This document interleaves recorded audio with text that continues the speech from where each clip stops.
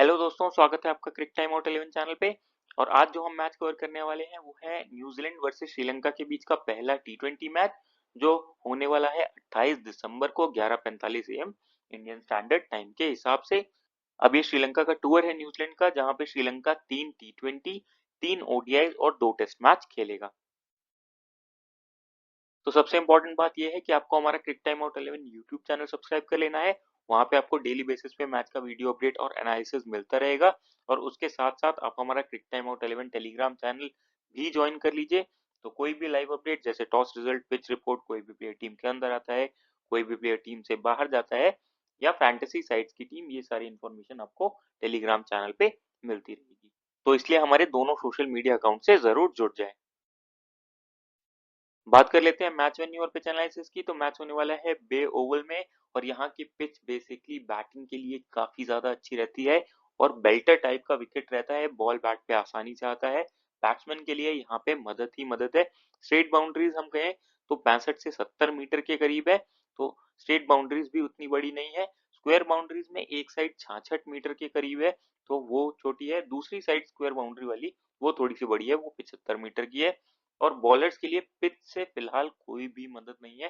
तो overall batters game होना चाहिए। आपको एक हाई स्कोरिंग मैच देखने को मिलना चाहिए। बात करें कुछ प्रीवियस स्कोर की, तो 2022 में इंडिया बनाती है पहले बैटिंग करते हुए 191 रन 6 विकेट के नुकसान पे। न्यूजीलैंड 126 रन पे ऑल आउट हो जाती है। इस मैच में पेस को 8 और स्पिन को 8 विकेट्स मिले थे।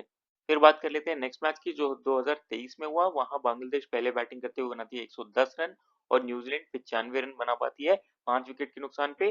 14.4 ओवर्स में डकवर्थ लुइस के चलते न्यूजीलैंड ये मैच जीत जाती है। बात करें अगर एक्सपेक्टेड स्कोर की, तो 180 से 200 के बीच में एक्सपेक्टेड स्कोर होना चाहिए।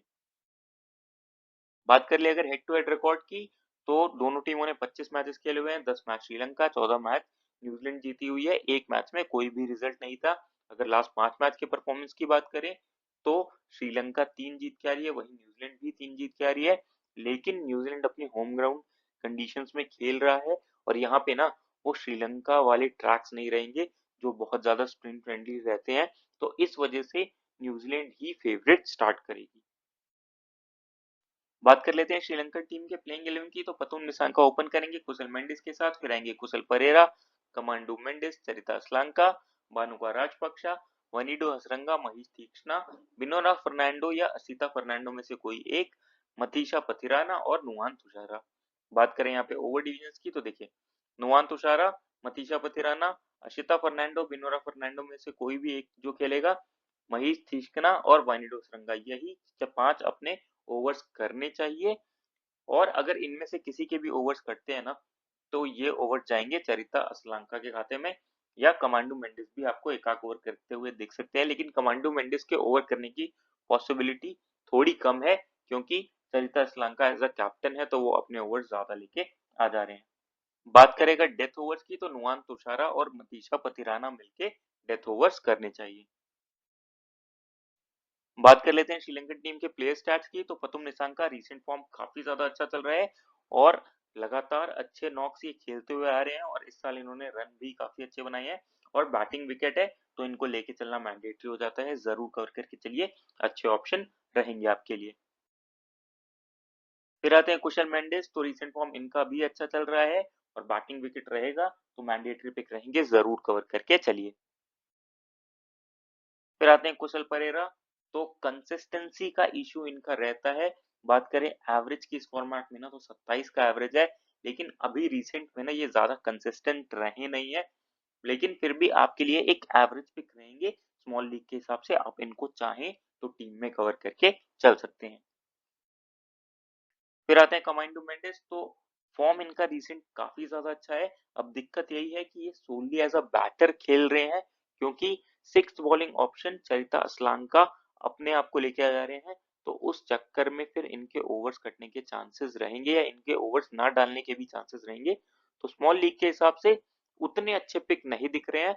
अब अगर बैटिंग पे रिलाई करके इनको लेना चाहते हैं तो ले सकते हैं, लेकिन फिलहाल मैं इनको एवरेज पिक में कंसीडर करके चल रहा हूँ। फिर आते हैं चरिता असलांका। तो बैटिंग से रिसेंट में काफी ज्यादा अच्छी फॉर्म में है। स्लो विकेट्स पे भी अच्छे खासे रन बनाए हैं इन्होंने, और साथ ही साथ सिक्स्थ बॉलिंग ऑप्शन ये अगर खेलते हैं ना तो इनको जरूर कवर करके चलिए। मैंडेटरी पिक रहेंगे, as a captaincy vice captaincy choice में भी इनको आप लेके चल सकते हैं। फिर आते हैं भानुका राजपक्षा, तो 42 मैचेस की 37 इनिंग्स में 719 रन है, 23 का एवरेज, 132 का स्ट्राइक रेट है। अब रीसेंट फॉर्म इनका काफी ज्यादा खराब चल रहा है। टीम सिलेक्शन पे भी इनके डाउट है, क्योंकि मैनेजमेंट ने पता नहीं इनको क्यों बैक किया है। रीसेंट फॉर्म बिल्कुल भी अच्छा नहीं है, लगातार ये फ्लॉप होते हुए आ रहे हैं। अभी T10 जो अबू धाबी हो वहां पे भी फ्लॉप हुए, उसके बाद जो होम सीरीज थी वहां पे भी ये फ्लॉप हुए थे। तो देखते हैं कि कैसा परफॉर्म करेंगे। अब बैटिंग विकेट है, तो आपके लिए एक ट्रम्प कार्ड पिक का काम कर सकते हैं, लेकिन फॉर्म वाइज मैं कहूंगा आपको इनको बिल्कुल छोड़ दीजिए, ग्रैंड लीग में ट्राई कर लीजिएगा। फिर आते हैं वानिडो हसरंगा, तो 76 मैचेस की 65 इनिंग्स में 706 रन है, 13 का एवरेज, 128 का स्ट्राइक रेट, 125 विकेट ले रखे हैं। रिसेंट फॉर्म काफी ज्यादा अच्छा चल रहा है, भले ही विकेट से मदद ना मिले, लेकिन ये आपके लिए मैंडेटरी पिक रहेंगे। इनके रॉन्ग वंस काफी ज्यादा इफेक्टिव होते हैं और वहां पे ना न्यूजीलैंड के प्लेयर फंसेंगे, तो मैंडेटरी पिक रहेंगे, साथ ही साथ बैटिंग का भी बैकअप देते हैं, एक अच्छी कैप्टनसी चॉइस भी रहेंगे आपके लिए। फिर आते हैं मनीष तीक्ष्णा, तो 57 मैचेस में 56 विकेट्स ले रखे हैं, रीसेंट फॉर्म काफी ज्यादा अच्छा चल रहा है, लेकिन वो ये स्लोअर विकेट्स पे खेल रहे थे। अब न्यूजीलैंड की पिच से ना इनको ज्यादा मदद नहीं मिलेगी, और जब सरफेस से इनको परचेज नहीं मिलता है ना, तो ये उतने इफेक्टिव पिक नहीं रहते हैं। तो एवरेज पिक मैं कंसीडर करके चल रहा हूँ, आप चाहें तो इनको कवर करके चल सकते हैं। अगर इनकी जगह पेसर्स को लेंगे तो वो ज्यादा अच्छी ऑप्शन रहेंगे आपके लिए। फिर आते हैं मतीजा पतिराना, तो 17 मैचेस में 28 विकेट ले रखे हैं, बहुत ही टैलेंटेड बॉलर है ये, और स्लोअर वंस का इस्तेमाल कर लेते हैं। उसके बाद फिर यॉर्कर्स काफी अच्छे फेंक लेते हैं, पेसी डिलीवरीज पे काफी ज्यादा कंट्रोल है, तो मैंडेटरी पिक रहेंगे, जरूर कवर करके चलिए। डेथ में बॉलिंग भी करेंगे, तो वहां पे भी विकेट लेने के चांसेस रहेंगे, जरूर कवर करके चलिए आप इनको। स्मॉल लीग टीम में, ग्रैंड लीग टीम में इनको as a differential captaincy choice भी रख लीजिएगा। फिर आते हैं नुमान तुषारा, तो 15 मैचेस में 24 विकेट ले रखे हैं। अगर इनिशियल ओवर्स में स्विंग मिलता है तो ये वहां पे भी परचेज ले लेते हैं विकेट से। उसके बाद फिर डेथ में बॉलिंग करेंगे, तो वहां पे यॉर्कर स्लोअर वंस अच्छी इस्तेमाल करते हैं। तो श्रीलंका अगर फर्स्ट बॉलिंग करता है तो ये भी आपके लिए मैंडेटरी पिक रहेंगे, आराम से आप टीम में कवर करके चल सकते हैं। फिर आते हैं अश्रिता फर्नांडो, तो 7 मैचेस में 4 विकेट ले रखे हैं। रिसेंट फॉर्म उतना अच्छा नहीं चल रहा है, और बॉलिंग पे ना इनको इतना कंट्रोल भी नहीं रहता है, तो फिलहाल इतने अच्छे पिक नहीं दिख रहे स्मॉल लीग के हिसाब से, आप ग्रैंड लीग में ट्राई कर लीजिएगा। फिर आते हैं बिनुरा फर्नांडो, तो 17 मैचेस में 16 विकेट्स रखे हैं, अभी T10 में काफी ज्यादा अच्छी फॉर्म में थे, और लाइन लेंथ काफी एक्यूरेट रखते हैं, तो स्मॉल लीग के हिसाब से आपके लिए एक ट्रम्प कार्ड पिक का काम करेंगे। आप चाहे तो इनको टीम में रख के चल सकते हैं। बात कर लेते हैं न्यूजीलैंड टीम के प्लेइंग 11 की, तो रचिन रविंद्र ओपन करनी चाहिए टिम रॉबिन्सन के साथ। फिर आने चाहिए Daryl Mitchell, Mark Chapman, Glenn Phillips, Michael Bracewell, Mitchell Hay, Mitch Santner, Zakary Foulkes, Nathan Smith और जेकब डफी में से कोई एक, मोस्ट प्रोबेबली जेकब डफी ही खेलनी चाहिए। Matt Henry. बात करें यहाँ पे ओवर डिविजन की, तो Matt Henry, Mitch Santner, Michael Bracewell अपने पूरे पूरे ओवर्स करनी चाहिए, ये हो गए 12 ओवर्स। अब जो बचे हुए 8 ओवर्स हैं उसमें जैकरी फॉल्स और जेकब डफी ज्यादा ओवर्स करनी चाहिए, ये मिल के अप्रोक्सीमेट 6 ओवर्स के करीब करने चाहिए, ये हो गए अप्रोक्सीमेट 18 ओवर्स। अब जो बचे हुए 2 ओवर्स है ना, वो आपको Glenn Phillips, dairy Mitchell, Rachin Ravindra में से कोई भी करता हुआ दिख सकता है। बात करें अगर डेथ ओवर्स की, तो जैकरी फॉल्स और मैट हेनरी मिलके डेथ ओवर्स करने चाहिए, जेकब डफी भी एक ओवर डेथ में लेके आ सकते हैं। बात कर लेते हैं न्यूजीलैंड टीम के प्लेयर स्टैट्स की, तो टिम रॉबिन्सन अभी रिसेंट जब श्रीलंका गए थे तो वहां अच्छा परफॉर्म करके नहीं आ रहे थे, लेकिन वहां पिचेस बिल्कुल डिफरेंट टाइप की थी, स्लो विकेट था, लेकिन यहाँ पे अब पिच बैटिंग फ्रेंडली होगी और वहां पे अच्छा परफॉर्म करके जा सकते हैं, तो स्मॉल लीग के हिसाब से एक अच्छे ऑप्शन रहेंगे, आप इनको जरूर टीम में रख के चलिए। फिर आते हैं रचिन रविंद्र, तो 23 मैचेस की 21 इनिंग्स में 231 रन है, 15 का एवरेज, 124 का स्ट्राइक रेट है, 13 विकेट से रखे हैं, रीसेंट फॉर्म काफी ज्यादा अच्छा चल रहा है, मोस्ट प्रोबेबली ये ओपनिंग करने चाहिए, वहां पे पावर प्लेयर को यूटिलाइज कर सकते हैं, उसके बाद बॉलिंग करने के भी चांसेस रहेंगे, तो स्मॉल लीग के हिसाब से ये मैंडेटरी पिक रहते हैं, जरूर कवर करके चलिए। फिर आते हैं डेरी मिचेल, तो 67 मैचेस की 63 इनिंग्स में 1296 रन है, 25 का एवरेज, 138 का स्ट्राइक रेट, 8 विकेट से रखे हैं, इनके भी बॉलिंग डालने के चांसेस रहेंगे, साथ-साथ बैटिंग भी अच्छी खासी कर लेते हैं और मैंडेटरी पिक रहेंगे बैटिंग विकेट पे, आप इनको नहीं छोड़ के चल सकते। और अब ये अपनी आइडियल पोज़ीशन पे आने चाहिए 1 डाउन, तो वहाँ पे ये और भी अच्छे पिक हो जाते हैं, आराम से कवर करके चलिए। फिर आते हैं मार्क चैपमैन, 78 मैचेस की 70 इनिंग्स में 1551 रन है, 27 का एवरेज, 131 का स्ट्राइक रेट, 4 विकेट ले रखे हैं। बॉलिंग मोस्ट प्रोबेबली ये नहीं करनी चाहिए, लेकिन बैटिंग से भी इनका फॉर्म काफी खराब चल रहा है, तो स्मॉल लीग के हिसाब से अच्छे ऑप्शन नहीं रहेंगे। आप as a trump card pick इनको ट्राई कर सकते हैं, क्योंकि ये बैटिंग विकेट है। फिलहाल स्मॉल लीग के हिसाब से अच्छे पिक नहीं रहेंगे। फिर आते हैं ग्लेन फिलिप्स, 80 मैचेस की 71 इनिंग्स में 1892 रन है, 32 का एवरेज, 141 का स्ट्राइक रेट, 6 विकेट से रखे हैं। रीसेंट फॉर्म अच्छा चल रहा है। अभी श्रीलंका जब गई थी न्यूजीलैंड की टीम, तो वहां पे स्लो विकेट थे, वहां ये बॉलिंग ज्यादा कर रहे थे, लेकिन अब यहाँ पे बॉलिंग ये ज्यादा उतनी नहीं करनी चाहिए, लेकिन फिर भी आप इनको बैटिंग के दम पे भी स्मॉल लीग में रख के चल सकते हैं। और क्योंकि विकेट बेल्टर है ना, इसलिए ये अच्छे प्लेयर रहेंगे, मैंडेटरी पिक रहेंगे आपके लिए स्मॉल लीग के हिसाब से, जरूर कवर करके चलिए। फिर आते हैं माइकल ब्रेसवेल, तो डिफॉल्ट पिक रहेंगे ये, 4 ओवर्स अपने पूरे डालेंगे, उसके साथ-साथ बैटिंग भी अच्छी कर लेते हैं, तो डुअल रोल रहेगा, मैंडेटरी पिक रहेंगे, ज़रूर कवर करके चलिए टीम में और as a captaincy, vice captaincy choice भी आप इनको रख के चल सकते हैं। फिर आते हैं मिच हे, तो श्रीलंका वाले टूर पे ज्यादा अच्छा परफॉर्म नहीं करे थे, ये टोटली फ्लॉप रहे थे। अब यहाँ पे विकेट बैटिंग रहेगा, लेकिन अगर देख लीजिएगा ये ओपनर मेंशन्ड है, तो आप कीपिंग सेक्शन में इनको भी ट्राई कर सकते हैं, लेकिन अगर इनका बैटिंग ऑर्डर नीचे मेंशन होगा ना, तो आप आराम से इनको छोड़ के चलिएगा, उस केस में आप कुशल मेंडिस को विकेट कीपिंग सेक्शन से ट्राई कर सकते हैं।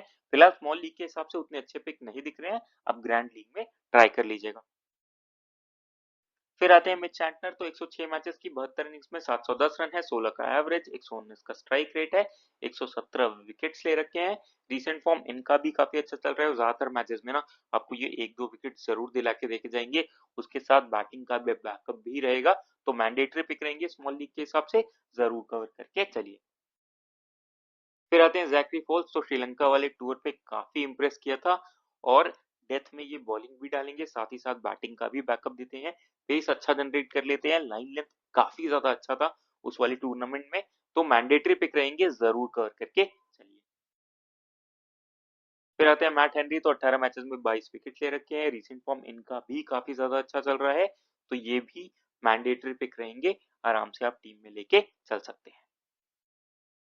फिर आते हैं जेकब डफी, तो 15 मैचेस में 11 विकेट से रखे हैं, फॉर्म काफी ज्यादा खराब चल रहा है। जैसे उधर श्रीलंका का मैनेजमेंट भानुका राजपक्षा को बैक करके चल रहा है, वैसे ही न्यूजीलैंड का मैनेजमेंट यहाँ जेकब डफी को बैक करके चल रहा है। फॉर्म इनका भी काफी ज्यादा खराब चल रहा है, लेकिन पता नहीं क्यों टीम मैनेजमेंट इनको मौके दिए जा रही है, तो स्मॉल लीग के हिसाब से उतने अच्छे पिक नहीं दिख रहे हैं।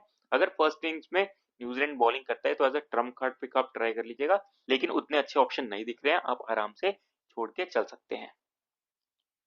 लेकिन उतने अच्छे ऑप्शन नहीं दिख रहे हैं, आप आराम से इनकी जगह कोई इम्पैक्ट वाले प्लेयर को कवर करके चल सकते हैं। बात करें अगर ड्रीम 11 टीम की, तो विकेट कीपिंग सेक्शन से कुशल मेंडिस आपके लिए मैंडेटरी पिक रहेंगे।